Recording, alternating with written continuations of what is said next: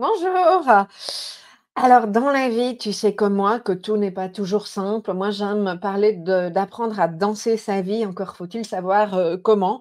Parfois, c'est le chaos. Tout ce qui fonctionnait ne fonctionne plus. Parfois, c'est dans une de nos sphères de vie. Parfois, c'est dans une quantité de sphères de vie et toutes les situations arrivent en même temps. Ça peut générer une grande charge mentale.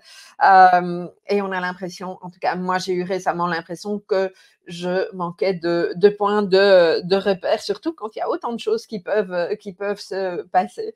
Bonjour, si on ne se connaît pas encore, je suis Nathalie Elsten, auteure, coach, mentor sacrément passionnée et je vais te parler de mon modèle 5 grammes, comme en général le grand public le connaît, pour t'équiper. Mais avant toute chose, j'ai envie de te donner des exemples concrets pour que tu puisses identifier à quel moment on peut utiliser ce modèle? Alors, dans toute une série de situations dans ta vie, mais je te donne des exemples concrets parce que j'aime bien ça.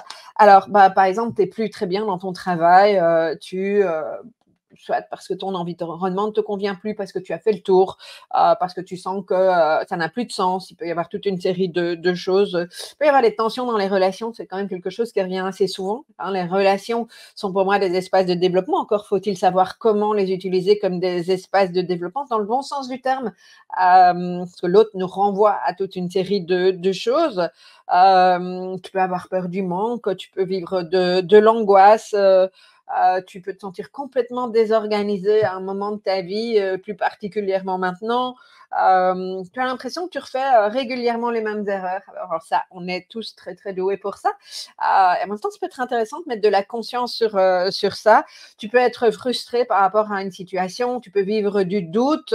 Alors, quand je parle de situation, c'est toute une série de situations. Ça peut être situation professionnelle, ça peut être une situation relationnelle, ça peut être un projet, ça peut être quelque chose en lien avec ton environnement, ton lieu de vie. Voilà, la vie est un éternel recommencement et questionnement et quelque part c'est ça la vie. En tout cas, c'est ma philosophie des choses. Euh, Puis parfois, on a l'impression qu'on a fait tellement de travail sur soi et on voit pas le bout, en fait, et on a l'impression que ça recommence et qu'on trouve pas de solution, qu'on n'arrive pas au bout des choses, et ça peut être très frustrant. J'en sais quelque chose. Il se pourrait aussi que tu n'oses pas dire les choses ou que tu n'oses pas lancer certaines choses ou prendre des initiatives, que tu penses que c'est trop risqué, que tu n'oses pas faire un premier pas dans une relation parce que tu as peur de la réaction de l'autre, qu'un projet professionnel ou personnel est en train de tourner en rond parce que tu n'es pas sûr que ça va marcher. Et du coup, tu restes sur place, tu restes dans la procrastination. Tu peux être méga perfectionniste et tant que les choses ne sont pas parfaites, soit tu n'oses pas les mettre en place, donc tu procrastines, ou bien tu te désespères et tu passes à autre chose. Voilà, il peut y avoir, je pourrais continuer très très longtemps, mais je pense que tu as suffisamment d'éléments pour identifier ce qui pourrait te concerner. Alors, quoi que soit ton questionnement du moment, ta problématique du moment, ton besoin de réalignement, ton besoin de revenir à quelque chose de plus juste dans ta vie, je te propose une approche qui est relativement simple. Une fois que tu l'as comprise, tu peux l'utiliser à plein de moments. C'est une approche simple et puis elle est ludique et puis surtout elle est virtueuse parce qu'elle se cale sur une métaphore qui est celle de la nature. Et je vais t'en parler. Alors, je te montre juste ici, voilà, je mets hop! Alors, dans le grand public, par rapport au grand public, je parle du cycle des 5 graines, parce que voilà, c'est une métaphore et puis, on parle aussi de l'approche du développement du potentiel humaniste. C'est avec ce nom-là qu'effectivement, j'utilise ce modèle, entre autres pour les, professionnels, mais on parle bien de la même chose. Alors, qu'est-ce qu'il nous raconte ce fameux modèle 5 graines? Je vais t'en parler de manière rapide. Et puis, dans une prochaine vidéo, je reprendrai graine par graine pour que tu puisses aller un petit peu plus loin dans la compréhension. Mais là, je te donne la vue d'ensemble. Donc, on parle bien d'une métaphore de la nature. et on parle bien de graines, sachant que dans la nature, il y a rien de bien ou de pas bien. C'est juste qu'il y a un cycle, qui se met en route, le cycle des saisons et qu'on sait qu'après chaque hiver et que l'hiver est important. Il y a un printemps, après le printemps, il y a un été, qu'après l'été, il y a un automne, qu'après l'automne, il y a un hiver et ainsi de suite. On sait juste pas avec quelle intensité chacune des saisons, et c'est d'autant plus vrai maintenant, chacune des saisons va se déployer, combien de temps elle va durer, mais on sait que c'est un cycle perpétuel et qu'il est vertueux et que l'hiver n'est pas mieux ou moins bien que l'été et que c'est nécessaire de passer par là.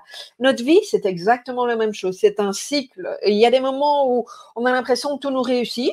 Moi, j'ai été dans des moments comme ça. C'était l'été de ma vie, lumineux, etc. Et il y a des moments, bon, j'ai l'impression que je suis en plein hiver.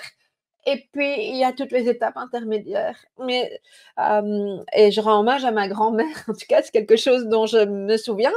Elle me disait, après chaque hiver, il y a un printemps. Et très souvent, ça m'a porté dans la vie, de me dire que quand je traverse des périodes un petit peu plus complexes, même parfois très complexes, ah bien, il y aura toujours quelque chose qui va arriver, qui va grandir après. Et d'où ma responsabilité de mettre de la conscience et de semer aussi des petites graines pour qu'elles puissent effectivement fleurir parce que même si dans la nature les choses peuvent émerger, on a nous aussi notre rôle pour pouvoir semer ces graines en question.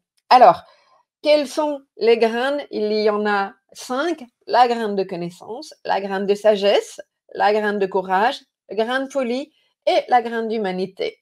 Je vais, attends, voir si je peux, voilà. Alors, non, je vais remettre comme ça.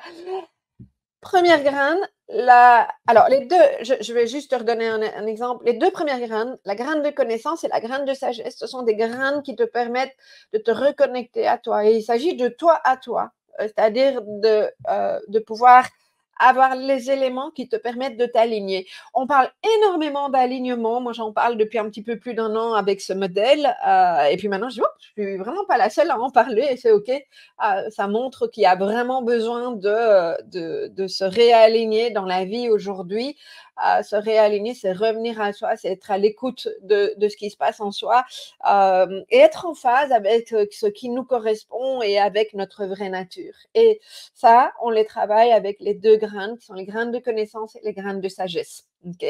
De soi à soi, ça c'est une première chose. Ensuite, les graines de courage et graines de folie sont les deux graines qui sont en lien avec comment je vais incarner à l'extérieur, dans le monde, qui je suis, ce que et ma façon d'être alignée ou pas, parce que c'est aussi ce que ça nous montre.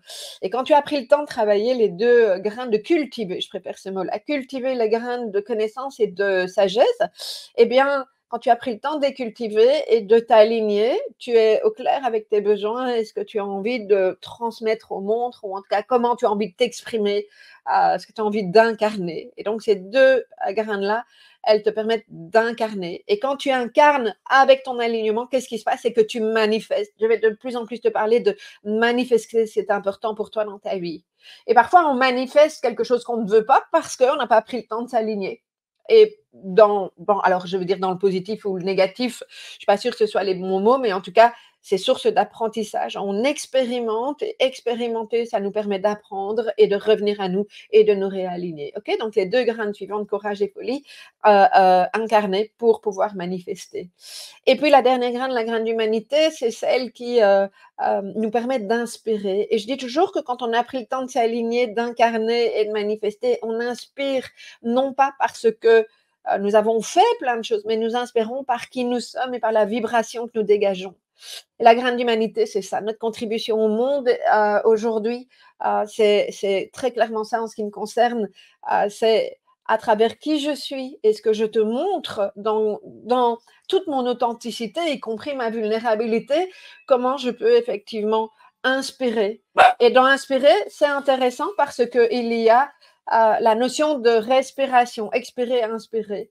Donc voilà, ça fait partie donc du modèle de base.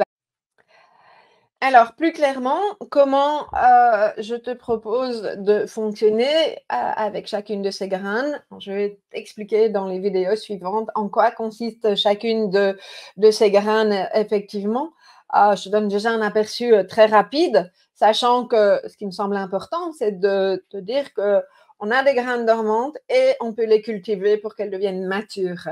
Et l'idée, c'est ça, effectivement, on commence par la première graine qui est la graine de connaissance, la graine de connaissance qui est une graine qui nous permet de revenir à la connaissance de soi. Mais si tu restes dans l'aspect dormant, c'est juste que tu vas lire beaucoup de livres, tu vas effectivement faire du développement personnel. Et si tu restes juste dans quelque chose de très théorique sans aller au fond de toi et de voir dans telle ou telle grille de lecture ce qui t'appartient et comment toi tu fonctionnes et si tu ne vas pas en introspection, eh bien tu ne la cultiveras pas. Et c'est quand on la cultive effectivement qu'on apprend à mettre de la conscience et la conscience, c'est important parce que les prises de conscience, quand j'accompagne en coaching par exemple, c'est vraiment ce qui est important. Faire une prise de conscience permet à la personne de générer un changement. Parce que si tu ne prends pas conscience de ton mode de fonctionnement, bah, tu ne vas jamais aller à la rencontre de tes besoins, par exemple. Tu ne vas pas transformer quelque chose, tu vas rester bloqué dans quelque chose que tu manifestes malgré toi. Et ça demande effectivement d'aller plus profondément. Donc là, on est toujours dans l'alignement. La graine suivante, graine de sagesse. La graine de sagesse, c'est celle qui nous permet non pas dans son côté dormant d'être quelqu'un de sage, bien comme il faut, mais au contraire, dans la notion de sagesse, comme le sage qui, à travers ses expériences de vie, identifie ce qui est juste pour lui. Et quand tu es au clair avec tes besoins, eh bien, ça va être le moment, la façon de pouvoir l'exprimer au monde. Et l'exprimer au monde, on passe dans la graine de courage. La graine de courage, c'est effectivement avoir le courage d'exprimer ce qui est juste pour nous et de mettre en place une série d'actions qui effectivement vont nous permettre d'être en phase avec qui nous sommes et donc avec notre alignement. C'est bien pour ça que je parle d'incarnation, parce que, enfin, d'incarner plutôt ce que nous avons cultivé avant, c'est-à-dire en principe cet alignement. Et c'est effectivement ce qui permet de commencer à matérialiser ou à manifester en exprimant. OK? Donc, la graine de courage, plus tu la cultives, au plus tu vas être capable d'exprimer ce qui est juste pour toi face à un plus grand nombre de personnes. Pas forcément simple. Et l'idée ici, c'est pas forcément d'arriver à tout cultiver tout le temps, c'est de te dire, OK, j'y arrive pas, hop, je reviens en arrière. Qu'est-ce qui est compliqué? Comment j'observe? Comment est-ce que ma graine de sagesse peut m'aider effectivement à dépasser ça? Donc voilà. Nous passons ensuite alors la graine de folie. Moi, j'aime bien dire graine de folie parce que surtout quand on est concerné par le sentiment de décalage et qu'on a cette unicité, cette singularité qui nous caractérise, hein, qui est quand même très souvent ce que je rencontre chez les personnes que j'accompagne. Eh bien, comment je peux oser me dévoiler sans pour ça imaginer que je suis complètement à côté de la plaque et complètement fou? Donc, grain de folie, dans sa version de roman, tu crois que je suis fou ou folle et que je suis pas adéquat. Alors, c'est pas du tout ça. À travers ce que j'expérimente et que je commence à mettre en place, et l'expérimentation, elle est super à ce niveau-là. L'erreur n'est pas toujours quelque chose de bien vu dans notre société, et pourtant apprendre à se dévoiler, à se montrer et de fonctionner par essai-erreur, c'est juste magique quand tu arrives à le faire parce que tu mets en action. Et une fois de plus, tu incarnes encore plus ce sur quoi tu t'es aligné. Et le fait de se dévoiler, ça donne de la puissance dans le bon terme. Et pour peu que tu le fasses en sécurité, je t'en reparlerai effectivement dans la vidéo sur le grain de folie. Et effectivement, la dernière graine d'humanité. Humanité, le mot est déjà très porteur. Tu inspires par qui tu es et en ayant pris le temps de t'aligner. Et l'alignement, c'est pas un truc qui est fait du jour au lendemain. C'est un mouvement constant, c'est le mouvement de la vie. Ok, tu vas incarner, tu vas manifester. Et même chose, ce que tu as envie de manifester aujourd'hui, ce que tu vas manifester aujourd'hui, ce sera pas la même chose que demain. La vie, c'est ça change. C'est le mouvement et c'est ça qui est beau. Donc la graine d'humanité, tu vas contribuer au monde à travers qui tu es, à travers ta lumière, à travers ta vibration. Et c'est vraiment ça dont on parle dans la dernière graine. Voilà.